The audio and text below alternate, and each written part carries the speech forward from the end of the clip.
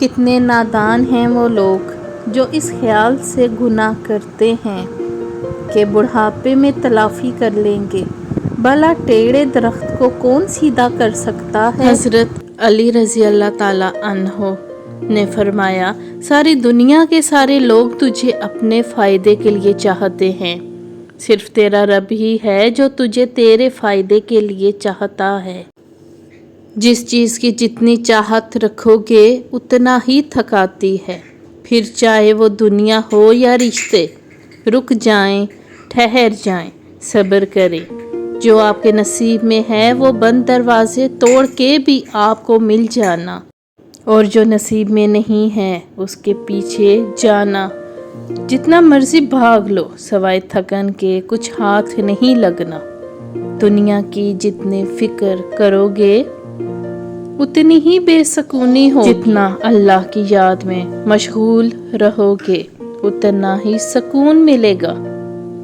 دین اسلام کا راستہ قابلیت کا نہیں قبولیت کا راستہ ہے۔ یہاں صرف پڑھے لکھوں کی طلب نہیں ہوتی، یہاں بس تڑپ والے قبول ہوتے ہیں۔ شیخ عبد القادر جیلانی فرماتے ہیں، تو اللہ کی راہ میں مستحق کو بھی دے اور اسے بھی دے جو مستحق نہیں، اللہ تجھے وہ عطا کرے گا جس کا تو مستحق ہے، اور وہ بھی دے گا جس کا تو مستحق نہیں ہے۔ دنیا والے چہرے اور مال کو دیکھتے ہیں، عرش والا دل اور اعمال کو دیکھتا ہے۔ خدا کی راہ میں کوشش کرو اور کبھی پیچھے نہ ہٹو، کیونکہ خدا نے تم سے کوشش مانگی ہے، نتیجہ نہیں۔ نبی کریم صلی اللہ علیہ وآلہ وسلم نے ارشاد فرمایا، سچی نیت عرش سے وابستہ ہے۔ جب انسان اپنی نیت کو درست کرتا ہے تو وہ نیت عرش الہی کے پایہ کو حرکت میں لاتی ہے اور اللہ اس کے گناہوں کو معاف کر دیتا ہے۔ ایک آدمی نے کسی بزرگ سے پوچھا، میرا اللہ اس وقت کیوں نہیں سنتا جب میں مانگتا ہوں؟ بزرگ نے مسکرا کر کہا، وہ تیرے گناہوں کی سزا بھی اس وقت نہیں دیتا جب تو کرتا ہے۔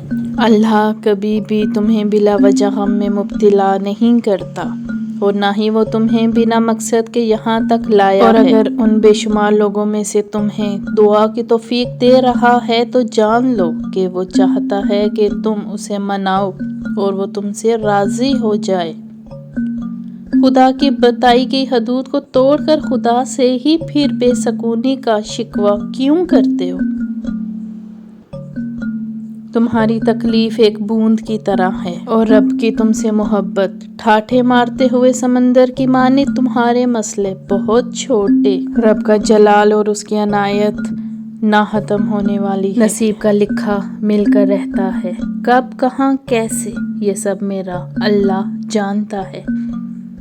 یقین کرتی ہو اللہ پر، اس سے بڑھ کر ہے ہی کیا، اس سے آگے ہے ہی کیا۔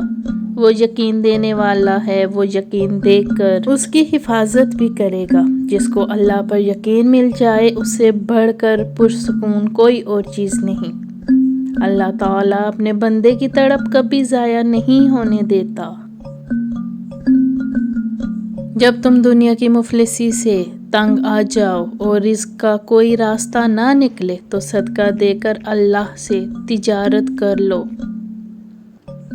حضرت یوسف جانتے تھے سارے دروازے بند ہیں، پھر بھی بند دروازے کی طرف دوڑ پڑے تھے، اور خدا نے ایک ایک کر کے سارے دروازے کھول دیے۔ کبھی اگر لگے کہ تمہارے لیے بھی دروازے بند ہیں تو یاد رکھو کہ تمہارا اور حضرت یوسف کا خدا ایک ہی۔ جب اللہ کسی سے ناراض ہوتا ہے تو اسے اپنے سے غافل کر کے کسی ایسی چیز کی طلب میں لگا دیتا ہے جو اس کی قسمت میں نہیں ہوتی۔ سورہ شمس میں خدا 11 قسمیں کھانے کے بعد فرماتا ہے، بے شک وہ کامیاب ہو گیا جس نے اپنے نفس کو پاکیزہ بنا لیا۔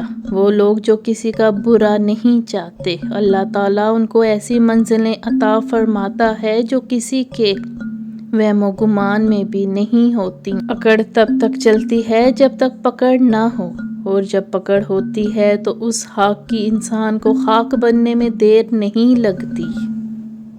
اگر تمہیں ذرا سا بھی اندازہ ہو جائے کہ اللہ تمہارے معاملات کیسے سیدھے کرتا ہے تو یقین مانو تمہارا دل اللہ کی محبت سے پھٹ جائے۔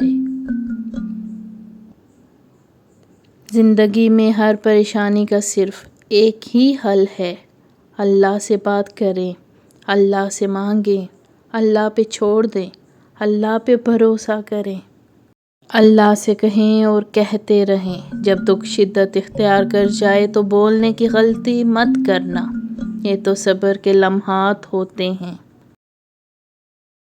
جب اللہ آپ کے ساتھ ہوتا ہے، وہ جب ساتھ ہوتا ہے تو انسان کو فرش سے عرش تک پہنچا دیتا ہے۔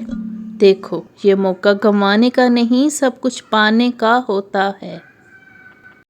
اللہ تمہیں کنارے پر لا کھڑا کر دے تو اس پر کامل یقین رکھو، کیونکہ دو چیزیں ہو سکتی ہیں، یا تو وہ تمہیں تھام لے گا یا تمہیں اڑنا سکھا دے گا۔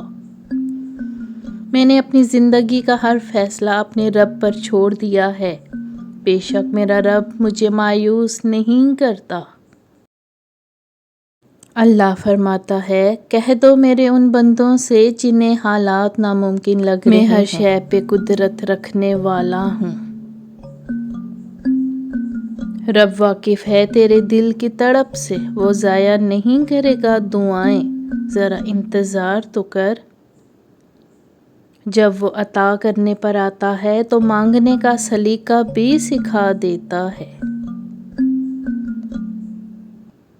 امیدوں کے آگے ٹوٹ جانا اچھا نہیں لگتا، کسی کے آگے ہاتھ پھیلانا اچھا نہیں لگتا، مجھے دینے والوں کی ہی قطار میں رکھنا میرے مالک، تیرے در کے سوا کہیں سر جھکانا اچھا نہیں لگتا۔ جس کے ہاتھ میں قرآن ہو، زبان پر اللہ کا کلام ہو، نہ وہ دل بے سکون ہو سکتا ہے، نہ وہ ہاتھ کبھی خالی ہو سکتا ہے۔